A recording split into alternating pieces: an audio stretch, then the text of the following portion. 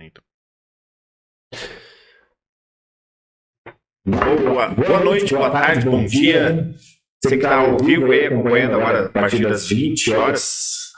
Está um novo formato aí, vamos conversar um pouquinho sobre continuação, né, do texto de Lucas, capítulo 21. Hoje estamos com um integrante a mais aí, Gustavo. Seja bem-vindo aí, Gustavo. Obrigado, boa noite a todos. Eu achei que estava um pouco desequilibrado aqui a questão da barba. É verdade, dois garotos, né? Pô, tem que botar um representante do Rio de Janeiro também, desde do veteranismo no Brasil. O pior, capixaba, gaúcho, carioca e paulista. Agora tudo certo. E cada um representa o seu estado aqui. Fica a dica, caso você queira representar o seu estado, mande currículos. Mas estamos aí na leitura de Lucas, capítulo 21. Hoje, Jesus vai falar algumas coisas bem simples e outras não tão simples, né? Mas a gente quer conversar justamente sobre isso. Tomando um cafezinho, uma conversa mais como o próprio ambiente sugere, né? A mesa, entre amigos, entre irmãos em Cristo, e a gente quer conversar e espero que vocês aí também possam se sentir assim, acompanhando na sua Bíblia, na sua versão, no seu aplicativo, ou aqui através da tela do computador, que também a gente vai compartilhar o texto. Então vamos logo à leitura desse texto de Lucas, capítulo 21. Eu coloquei aqui na Nova Almeida atualizada, caso você queira acompanhar na sua versão, por favor, pode acompanhar também. Assim está escrito, versículo 1 do capítulo 21. Jesus estava observando e viu os ricos que lançavam seu dinheiro na caixa de ofertas. Viu também certa viúva pobre lançar ali 2 pequenas moedas. Então Jesus disse: em verdade, lhes digo que essa viúva pobre deu mais do que todos, porque todos esses deram como oferta daquilo que lhe sobrava. Esta, porém, da sua pobreza, deu tudo o que possuía, todo o seu sustento. Alguns falavam a respeito do templo como estava ornado de belas pedras e dádivas. Então Jesus disse: vocês estão vendo essas coisas? Virão dias em que não ficará pedra sobre pedra que não seja derrubada. Eu vou ler só até aqui, porque Jesus continua através de uma pergunta que é feita a Jesus sobre essa fala. Mas é interessante sempre lembrar daquilo que Lucas está nos propondo. Se a gente lembra do capítulo 20, Lucas está conversando, falando sobre Jesus no templo. Jesus estava no templo, ele foi para evangelizar. Depois a gente ouviu que ele também fala sobre a hipocrisia dos líderes religiosos. E aí Lucas faz uma transição de assuntos usando isso que Jesus viu ali naquele mesmo ambiente, né, naquele espaço ali, ou antes ou depois, a gente não sabe quando exatamente, mas Jesus viu algo. E então ele Lucas lembra dessa história do que aconteceu com essa viúva, que Jesus então conta essa história e logo depois Lucas já coloca, a partir disso, sobre o templo. E é interessante essa transição, porque parece que Lucas nos dá um alívio na leitura. Está lendo Jesus ali ainda insistindo contra os líderes judeus, os sacerdotes, e aí tem essa história da viúva, ela volta a nos colocar numa realidade de novo, né? E aí depois Jesus vai começar a falar sobre o templo e a destruição do templo e a vinda dele novamente, né, o juízo final, um assunto mais denso. Mas esse é um texto que fala sobre oferta. Né? E aí fica a pergunta: será que realmente está falando sobre oferta? O que vocês pensam sobre esse negócio da viúva aí? Ela é que assim, enquanto os outros, a gente fala que os outros estavam dando aquilo que lhes sobrava, né? Aquilo que era sobrado deles. aquela viúva era tudo que ela tinha, né? Aquele dinheiro, aquela única moedinha. Então, para aquilo, proporcionalmente falando, aquilo ali era.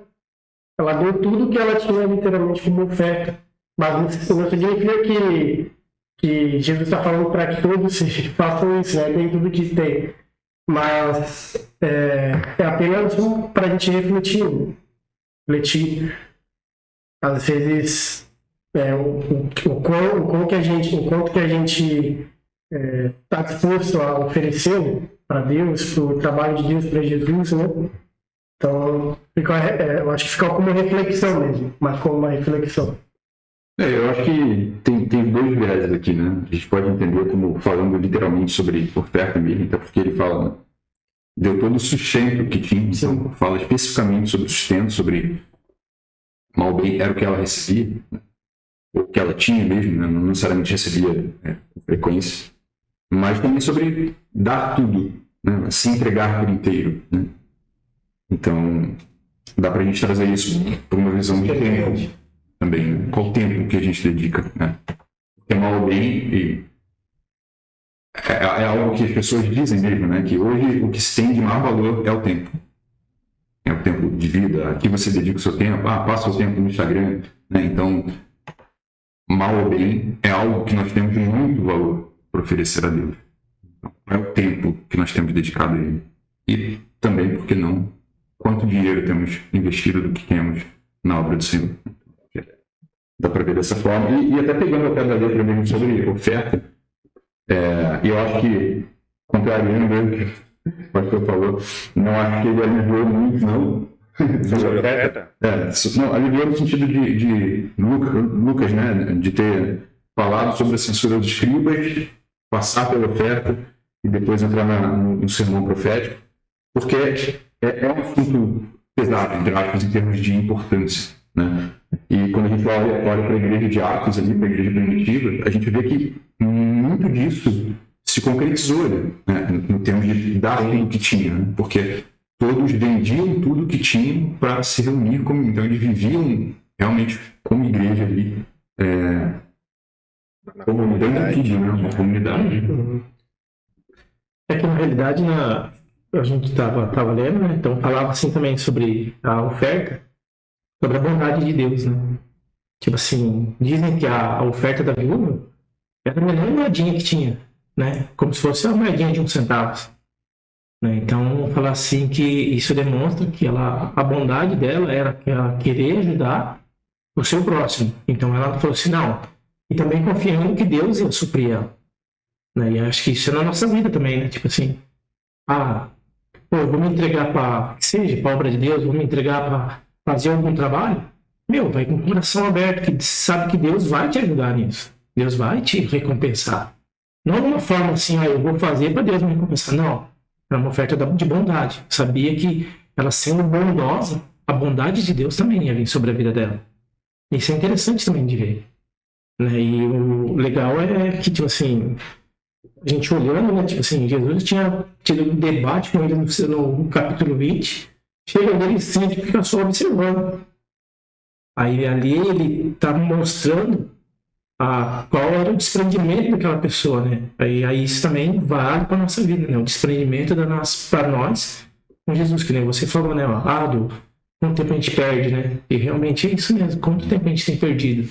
Quanto tempo a gente poderia estar fazendo algo que venha ajudar o nosso próximo, ajudar outra pessoa? Então, bem interessante também esse ponto. Essa pergunta se é sobre oferta, né? Porque o que Jesus diz antes para os fariseus? Que eles destruíam, né? Ou, digamos assim, a casa das viúvas, ou no sentido de não respeitavam, ou abusavam com leis, né? E outras questões sobre essas viúvas. Jesus fala sobre viúva e logo depois ele conta esse relato que ele está fazendo, né? Então, usa o termo devora. Isso, devora. Era esse termo que eu estava tentando lembrar, devora. Bem lembrado. E aí, ou seja, Jesus quer mostrar com algo prático quem que os judeus estavam devorando. pessoas que confiavam em Deus. A mulher não estava indo fazer a oferta para que Deus passasse a fazer algo por ela. Ela estava fazendo aquela oferta porque ela confiava em Deus. Porque ela sabia que Deus é tudo que ela tem. Então Jesus coloca isso, né? Olha, tudo que ela tinha em valor, ela deu aí. Mas por quê? Porque a confiança toda dela está em Deus. Ela não estava fazendo algo para receber de novo, Sim. mas era algo que ela foi ensinada. Olha, confia em Deus, né? Confia em Deus. E era justamente isso que os líderes religiosos não estavam fazendo. Eles não estavam confiando em Deus. Porque eles não estavam confiando no próprio Jesus, né? Que era o próprio Deus. Então, dá para dizer que é um exemplo de oferta, mas principalmente Jesus está falando sobre a confiança. Então, Jesus traz esse assunto tenso, né? E coloca, quer saber, vamos botar um exemplo prático aqui, né? Para vocês entenderem o que eu estou dizendo. Tá vendo aquela mulher simples lá? E aí ele já começa falando sobre o templo. E aí pode ser, né? Vamos tentar nesse caminho que o Lucas está tratando dessa confiança, né? Os líderes religiosos judeus tinham, será que uma confiança maior no fato do templo, ou digamos assim, adoravam mais o templo em si, ou o próprio Deus? E aí Jesus vai pegar agora no carro deles, né? Imagina, para eles, até o texto, a gente vai ver isso, né? Vai ser pior Jesus falar que o templo vai ser destruído do que qualquer outra coisa. Eles vão ficar indignados com isso. Mas como assim? E vão perguntar quem é você para destruir. Então a gente vai ler agora, né, essa transição agora que Lucas está fazendo. Ainda nesse assunto da confiança, mas agora Jesus vai dar, além de informações interessantes sobre a sua vinda, vai continuar mostrando para os líderes religiosos, né, que eles não querem confiar em Deus. Eles preferem não confiar em Deus, preferem confiar nas suas leis, conforme a gente já viu, preferem confiar nas suas tradições, né? Preferem confiar na sua autoridade perante os outros e agora preferem confiar mais naquilo que foi construído do que no próprio Deus. Continuando lá, então, alguns... Versículo 7. Isso, né? A gente tinha parado no versículo 7. Perguntaram então a Jesus, quando ele disse que virão dias em que não ficará pedra sobre pedra que não seja derrubada. Perguntaram a Jesus: Mestre, quando será isso? E que sinal haverá quando essas coisas estiverem para acontecer? Jesus respondeu: Tenham cuidado para não serem enganados, porque muitos virão em meu nome dizendo: Sou eu, e também chegou a hora. Porém, não vão atrás deles. Quando vocês ouvirem falar de guerras e revoluções, não fiquem assustados, pois é necessário que primeiro aconteçam estas coisas, mas o fim não será logo. Então Jesus lhes disse: Nação se levantará contra nação e reino contra reino. Haverá grandes terremotos, epidemias e fome em vários lugares. Coisas espantosas e também grandes sinais vindos do céu. Antes, porém, de todas essas coisas, vocês serão presos e perseguidos. Vocês serão entregues às sinagogas e lançados nas prisões. Serão levados à presença de reis e de governadores, por causa do meu nome. Isso acontecerá para que vocês deem testemunho. Tomem, pois, a decisão de não se preocupar com o que irão responder, porque eu lhes darei palavras e sabedoria a que não poderão resistir nem contradizer todos os que se opuserem a vocês. E vocês serão entregues até por seus próprios pais, irmãos, parentes e amigos. E eles matarão alguns de vocês. Todos odiarão vocês por causa do meu nome. Mas não se perderá um só fio de cabelo da cabeça de vocês. É pela perseverança que vocês ganharão a sua alma. Eu vou ter que parar aqui, E ir embora, né? Cara, eu digo, imagina, aí, cara, como você ser cristão, cara? Ah, como? Ah, Jesus é amor, é querido, e tal, ele vai te abraçar, e a tua vida agora vai ter alguém. Mas pode ficar tranquilo, cara, vai ter guerra, vai ter pandemia, vai ter fome, vai ter perseguição, vai ter X9 da tua família. Os caras vão. Mas fica tranquilo, aí o fio de cabelo vai cair na tua cabeça. Ou seja, é uma teologia simples aqui, né? Os carecas não têm fé. Bom, lancei a brava. Eu tô ficando sem fé já. Mas tá, vamos respirar aqui. É um texto bem denso de Jesus, até porque, de novo, né, ele não responde a pergunta objetivamente. A pergunta é, mestre, quando isso irá acontecer? E aí ele primeiro fala, né, de que muitos serão enganados. Não tem como não trazer esse texto para os nossos dias, né? É impressionante, às vezes parece que a gente está lendo e Jesus é como se estivesse falando e a gente começa a pontuar cenários no nosso contexto que são muito similares, né? Enfim, a pergunta que fica é, esse texto é para quando? A gente vai vendo. Você está botando na ação, check. Epidemia, terremoto, fome, coisas espantosas, né? Coisas espantosas até nem tanto, porque o Palmeiras ainda não ganhou o Mundial. Então,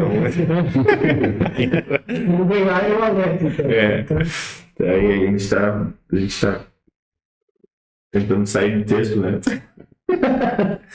Mas qual que é a impressão que eu tenho? A impressão não, o sentimento que eu tenho desse texto, se a gente lesse só assim mesmo, né? Digamos assim, até Jesus voltar, as coisas não vão ser o que deveriam ser. E ele sabe disso e está nos alertando. Tanto nos alertando como sendo realista. Né? Acho que, sendo sincero, não está brincando com a fé. Não está brincando com essa confiança que ele vem falando. Né? Se alguém estava esperando que ele fosse fazer algo diferente, essa fala aqui para aqueles ouvintes acaba com isso. Se alguém ainda estava esperando que Jesus fosse um libertador político, né, ou alguém que já faria com que o reino de Deus se estabelecesse instantaneamente, o que era às vezes os discípulos pensavam, né, Jesus vai morrer, vai ressuscitar e pô, já acabou, vai estar tudo pronto. E na verdade ficou tudo pronto, mas ainda não. E aí esse texto não é um banho de água fria, né? Mas é de novo Jesus trazendo para a realidade. Para a realidade. Não sei qual comentário que vocês têm aí sobre esse texto também. Ele fala da destruição do templo, né? E no Antigo Testamento o templo era um sinal, digamos assim, o tabernáculo era um sinal de que Deus estava ali presente naquele lugar, né? O Santo dos Santos. Mas no Novo Testamento isso não acontece mais. No Novo Testamento agora é o templo de Deus, é Jesus Cristo e todos que estão no corpo de Cristo, em Jesus Cristo. Então ele fala, né, da destruição do templo. Aqui está falando do Novo Testamento que está vindo, né, vai acontecer esse Novo Testamento, então está meio que presente também esse caminho da cruz, né? E nesse Novo Testamento vai ter todas essas coisas aí, né? Até que enfim chegue um dia em que Jesus finalmente vai completar definitivamente. Então aqui já o Novo Testamento ele vai ser selado, mas então já ainda não, está pronto, mas ainda vai acontecer todas essas coisas. Até que um dia tudo seja pronto de fato, né, definitivamente. Essa impressão que eu também tenho, né, de que essa quebra de testamento, né, do Antigo Testamento para o Novo Testamento, essa mudança, e nesse Novo Testamento tem todas essas coisas até, enfim, que chegue esse complete. E assim, a gente, nos dias atuais, né, a gente vê que os falsos mestres, né? Tipo, tá espalhado por aí, né? Que esse tempo atrás, acho que foi em Ruanda.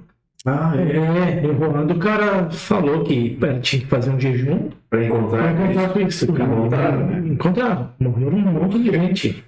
mais de Realmente, 140 que era encontrado. Então aí você vai olhando, você vê que, tipo assim, cada vez mais pessoas se auto-intitulam, né? E é Jesus falando, assim, e as pessoas seguem. Hoje em dia, tipo assim, hoje em dia, para a pessoa vir até participar de um culto, participar de algum lugar, cara, você vai falar sobre a palavra de Deus, a pessoa não quer, mas, quando o cara lá fala assim, ó, o cara vai fazer milagres e prodígios, cara, as igrejas ficam cheias. Então, quer dizer, também isso é um alerta, quer dizer, esse alerta ainda está valendo, né? Sim. Quando você fala sobre perseguições, você pega as perseguições que acontecem no Oriente, né? Você vê, as pessoas estão morrendo. É pai entregando filho, filho entregando pai. Isso vai acontecendo. Não, a verdade é que a igreja cristã, desde as seus primórdios, ela nunca deixou de ser perseguida. Sim. Muitas vezes seus próprios cristãos. Exatamente. É um negócio de dentro, né? E Jesus está falando sobre isso, né? Principalmente quando ele fala sobre a questão da família. Não está dizendo que ele não deixou claro ali, ó, dentro da família vocês vão ser perseguidos. Às vezes a gente tem, infelizmente, a gente sabe disso, né? Muita briga, porque o filho está agora indo para outra denominação, o pai está indo, e aí não, eu não aceito. E aí se tem um racha na família, por Jesus, na verdade, né? Um está defendendo o seu Jesus ali, e isso também, querendo ou não, faz parte disso que Jesus está falando. Mas aqui, obviamente, Jesus usa a palavra os matarão, né? Aí é mais nesse sentido de os matarão por crer em mim, por crer nele. Aí é um estágio um pouco maior, mais complicado, né? Aqui no Brasil ainda a gente não tem isso. Mas, ainda não. A probabilidade é que se tenha, né? Sim. E aí, às vezes, eu fico pensando, a gente consegue impedir isso? Ou isso é algo que vai acontecer? Isso é uma das coisas que eu fico pensando, porque se a gente parar de pensar, pô, se todo mundo seguia Jesus, né, ouvir os seus ensinos e tal, se tem uma estabilidade, então é só manter isso. E a gente pede que o Espírito Santo mantenha isso, na verdade, né? Mas, ao mesmo tempo, você tem claramente que os sinais sempre são esses, né? Que vai vir perseguição. Só que aí, fazendo um pulo para o Apocalipse, é interessante a gente lembrar que a perseguição maior, ou o monstro mais terrível, é sempre aquele que está na paz. O cordeiro com a voz do dragão. É aquele que você não acha que é um monstro. Essa é a maior perseguição. Né? Eu sempre digo, o diabo é inteligente. Ele não quer te assustar. Ele quer fazer com que você fique bem. Porque daí você não vai crer em Deus. Você vai crer em você mesmo, qualquer outra coisa. O diabo não se importa em que você vai crer. Ele só não quer que você não crê em Jesus, né? Em Deus. Então, às vezes, a gente precisa sair dessa questão da perseguição forte. E um outro fato histórico, quanto mais perseguição tem, mais os cristãos crescem. Né? Só olhar nos países que têm esse tipo de perseguição, a crescente número de cristãos, né? Não diminui, na verdade, essa perseguição mais física. Mas agora essa perseguição mais branda, que diz, não, o que importa é o amor. Né? O que importa é o que você crê. Né? Essa é uma perseguição. Por quê? Porque está dizendo não crer em Cristo. Não crer em Cristo porque você está sendo escravo, né, de modo patriarcal. E aí tu diz, cara, isso é uma perseguição mais velada, mais sorrateira, digamos assim, mas para mim, particularmente agora com um filho, é o que mais me preocupa. É o que mais me preocupa. Se chegasse aqui alguém botasse uma arma na cabeça e meu filho visse, ele ia falar, pô, meu pai tá certo, tem que crer em Jesus, porque olha o que os não crentes estão fazendo. Agora que você falou, eu tava lendo uma história, conta-se na Coreia, né? Falou assim que eu tava lendo alguma coisa sobre isso, né? Então aí na Coreia dizem que tinha um pastor, a sua esposa e os seus 2 filhos. E, se eu não me engano, na guerra com o Japão e a Coreia. Aí eles levaram eles para um lugar e falaram assim, ó, ou vocês negam a fé, ou senão vocês vão morrer.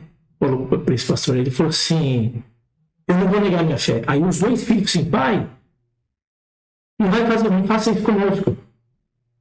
E os caras já estavam enterrando eles. Ó, nega. Aí a mãe falou assim, filhos, se prepara que hoje à noite a gente vai estar sentado na mesa com Jesus. A gente vai estar jantando com eles. Aí o cara falou assim, você vai negar? Eu falei, não.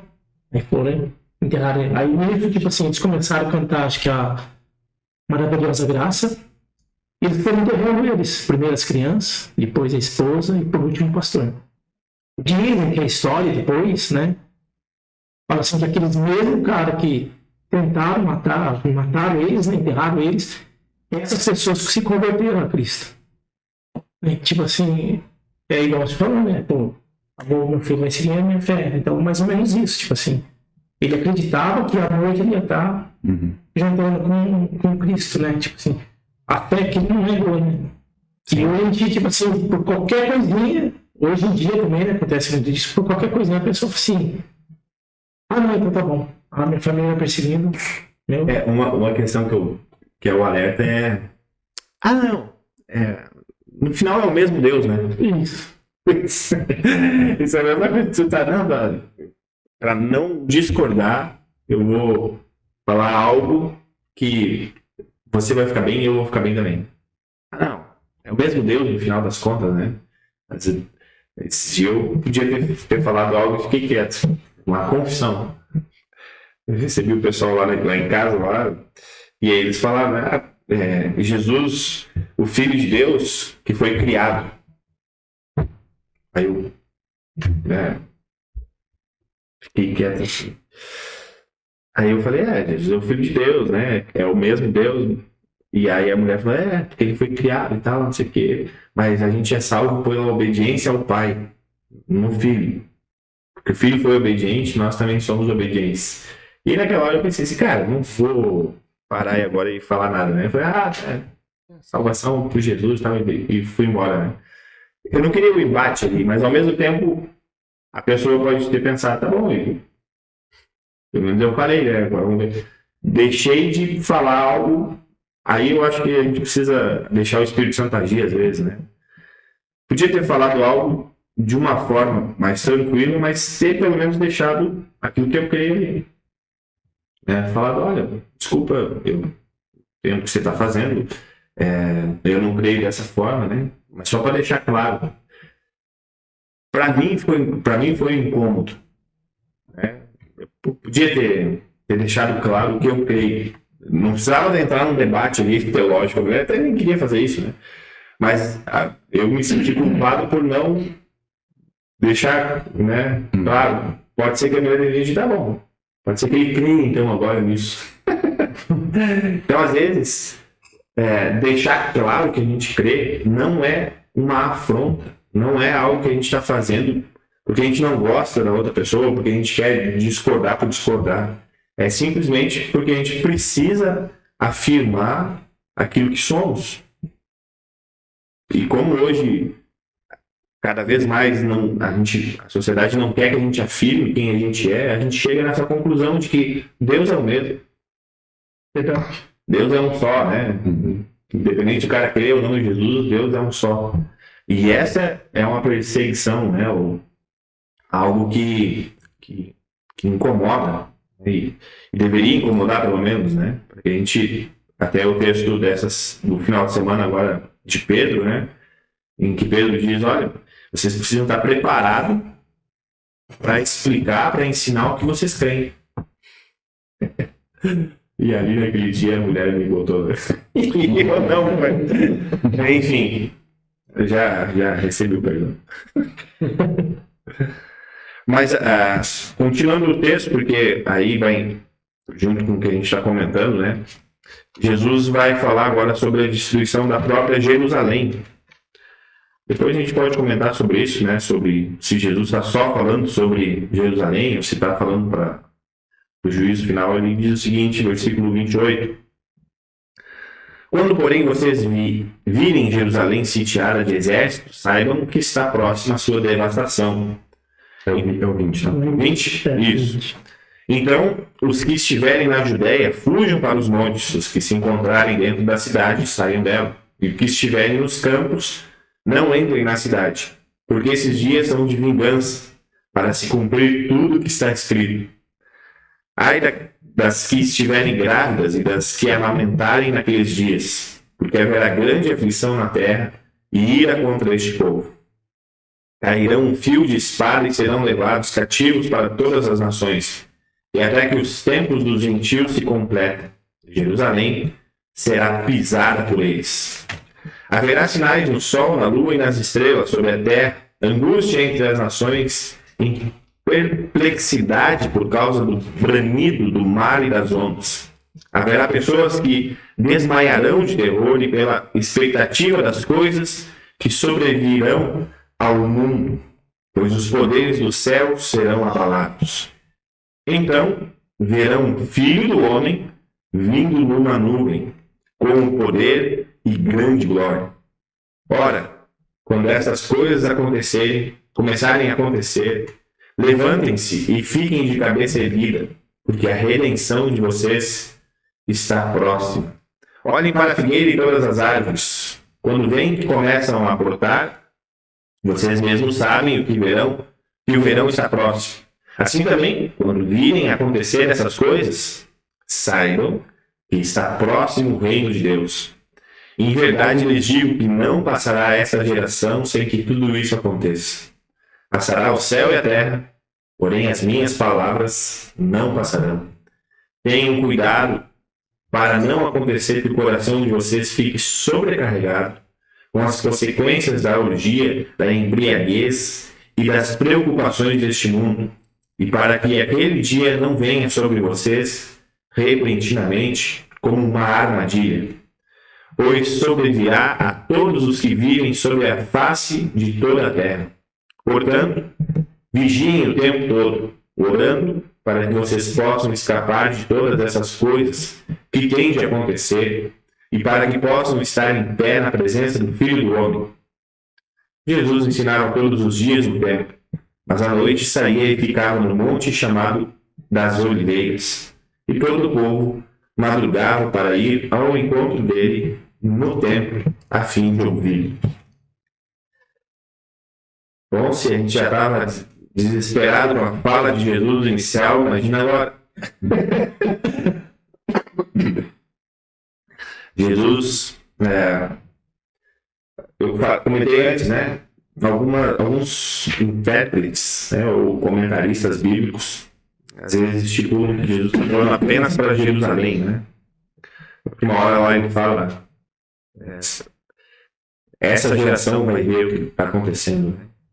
Mas, particularmente não, né? Os comentaristas que a gente ouve comentam sobre isso, que Jesus está falando tanto da vinda dele como da destruição de Jerusalém, que aconteceu no ano 70, né? Só para lembrar que, historicamente, no ano 70, o Império Romano, então, definitivamente destrói o templo, né? Não deixou pedra sobre pedra, apenas o muro que se tem lá, né? O Muro das Lamentações. Desde então, o templo nunca foi reconstruído, e, aliás, o povo judeu nem é mais dono daquela área do templo, né? É uma mesquita hoje lá. Mas, enfim, Jesus está falando sobre esse episódio que ia acontecer, mas ao mesmo tempo está falando sobre a vida. E isso não é raro em Jesus. Não é a primeira fala de Jesus que ele vai colocando coisas que estão acontecendo e falando sobre algo maior, né? Algo que vai serve para o mundo todo. Vários relatos que a gente tem quando Jesus conversa com seus próprios discípulos, né? Ele faz perguntas para os discípulos mais pessoais sobre o que está acontecendo ali, para falar algo tanto para os discípulos, para aquele momento, mas algo maior ainda. Então não é algo que os ouvintes de Jesus, acostumados a ouvir Jesus, iriam estranhar naquele momento. Jesus falando sobre essas duas coisas, né? Enfim, mas aqui tem alguns pontos interessantes. Eu vou só citar um deles, depois vocês podem citar alguns. Eu acho a questão da nuvem, né? Então verão o Filho do Homem vindo numa nuvem e com poder e com grande glória.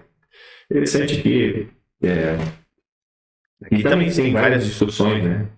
Jesus vai vir igual o Goku do Dragon Ball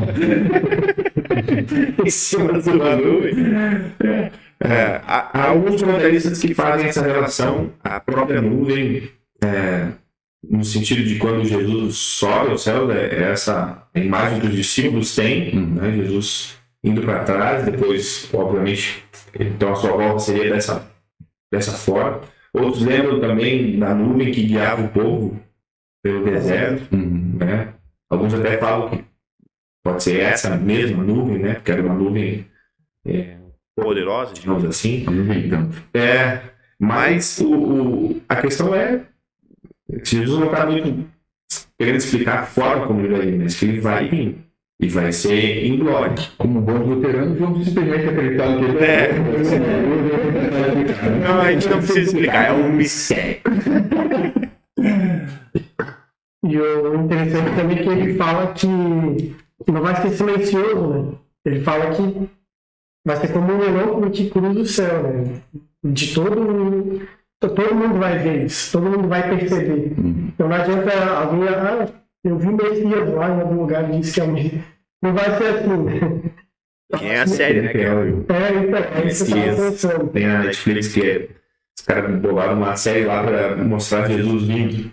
Aí ele aparece no Oriente Médio, vai nos Estados Unidos, uma loucura assim, e vai fazendo algumas coisas. Assim não vai ser. Assim não vai ser. Então vai ser algo que todo mundo vai perceber, vai saber que é do Filho do Homem, né? Ou pelo menos vai notar que algo de errado, algo diferente está acontecendo.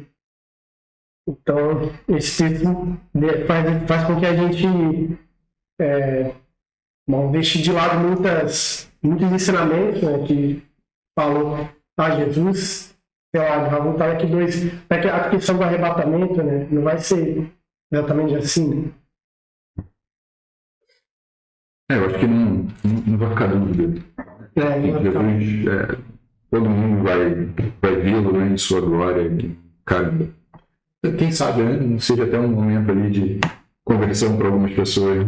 De, cara, é isso mesmo, tudo que eu vi está certo. Sim. O próprio texto diz, né, que haverá homens que desmaiarão de terror e pela expectativa das coisas que sobrevirão ao mundo, né? Então talvez esse é o momento que o Gustavo falou, né? Aquele momento das pessoas vendo, né?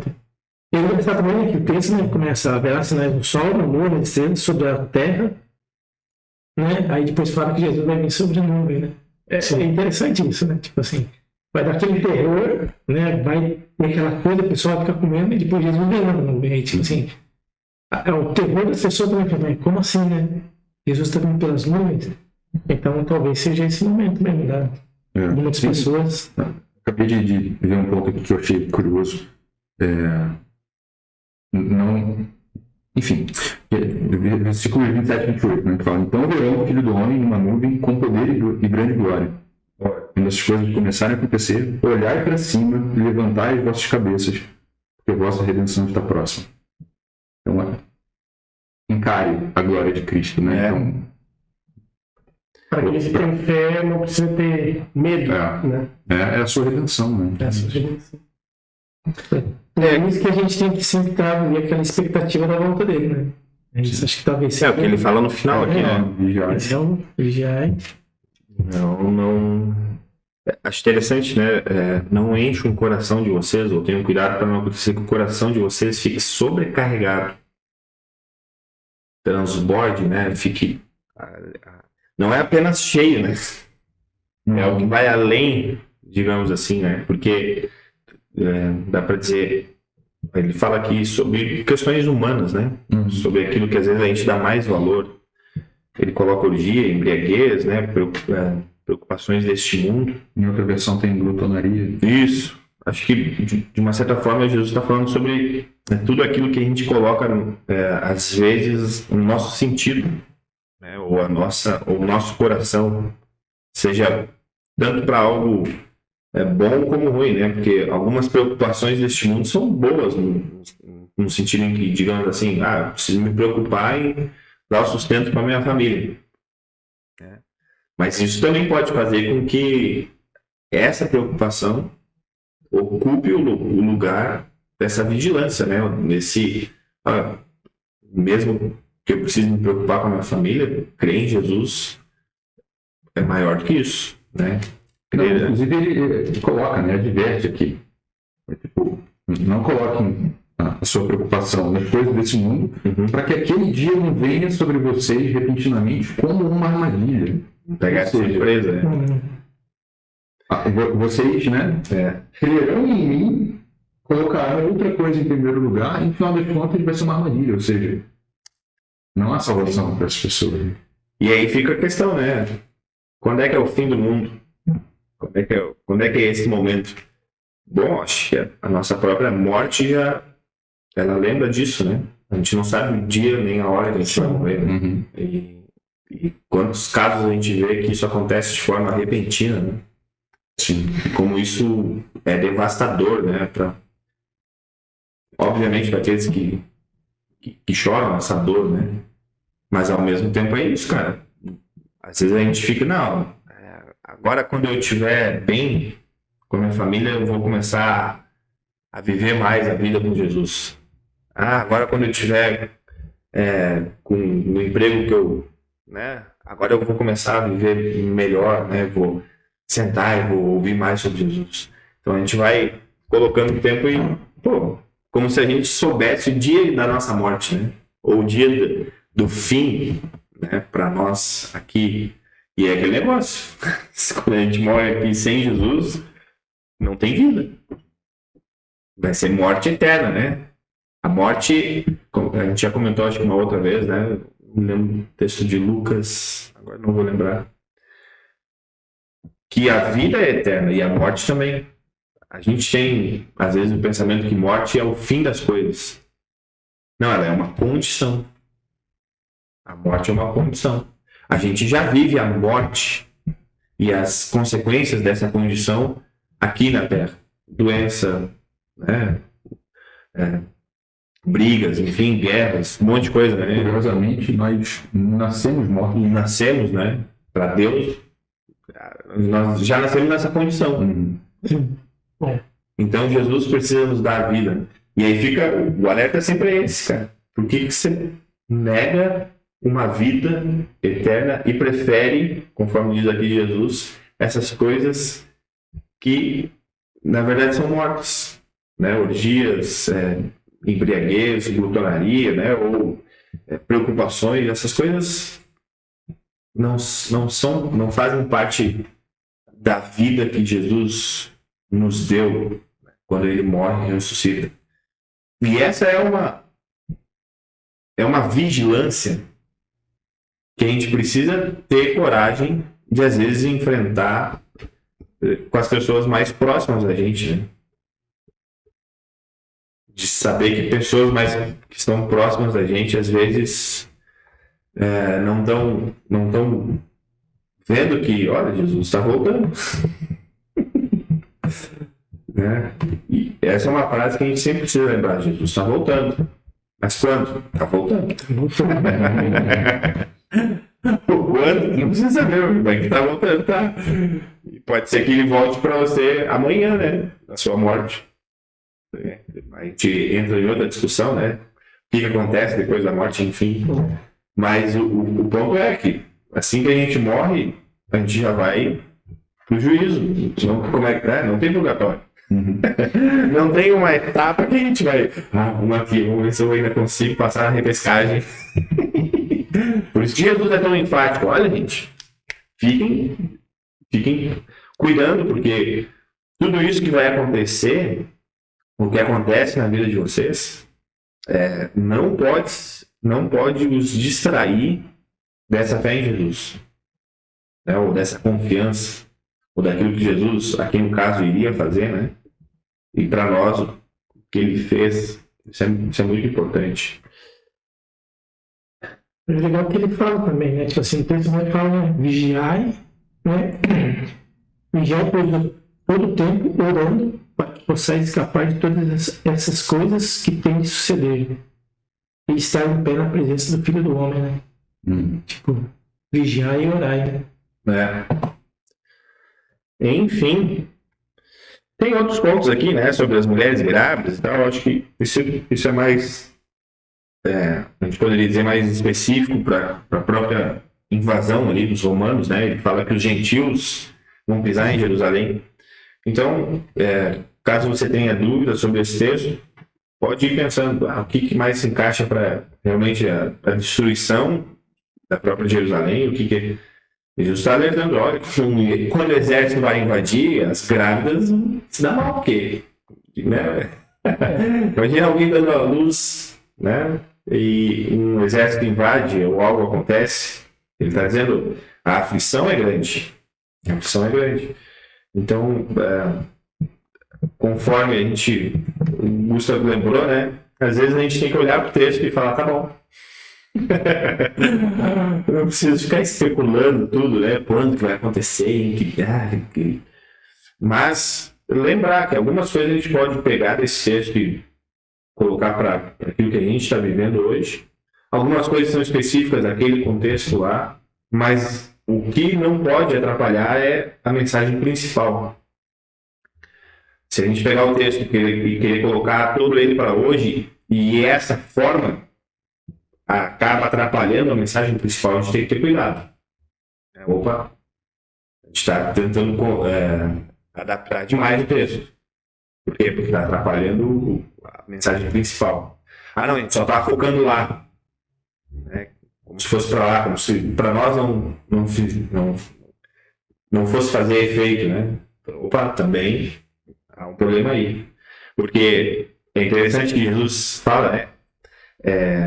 Lá onde é que ele diz, versículo 33, passará o céu e a terra, porém as minhas palavras não passarão.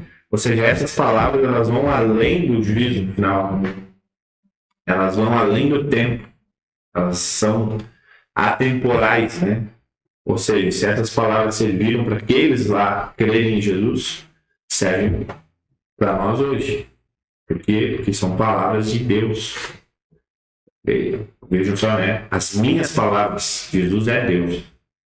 Essas palavras que ele está dizendo não passam, né? Por mais que os seres humanos eles se esforcem em fazer com que elas parem, o Espírito Santo sempre vamos voltar de novo. Vocês estavam indo para um caminho, vamos retornar para cá. Enfim, mas seria isso, acho, para hoje. Não sei se mais alguém tem algum comentário sobre esse texto aí. Acho que conversamos bastante aí, muitas coisas. É interessante, né? Quando a gente vai lendo, vai despertando coisas que a gente nem tinha anotado, né? Mas uma vez a gente já ouviu, né? Ou a gente leu algo, isso vai vindo à tona também. Enfim. Muito obrigado, então, André, Ricardo, Gustavo. Deus abençoe vocês. E Deus abençoe você que está assistindo aí. Olha só que chique nas duas câmeras aqui. Sensacional. Escreva aí nos comentários se vocês gostaram desse formato aí. Eu acho que ficou legal. Acho que faz com que a gente fique mais íntimo, né, no sentido de conversar sobre isso. Que Deus abençoe a sua vida, né? E essa bênção que Jesus nos dá, da sua salvação, possa ser vivida, mostrada diariamente. E caso alguém bata na sua porta dizendo algo contrário, você pode sim dizer o que você crê. Não faça igual o seu pastor. Um abraço e até semana que vem, capítulo 22 de Lucas. Estamos nos aproximando da cruz. Ou a cruz está se aproximando de nós? Fica aí a pergunta. Uma pergunta.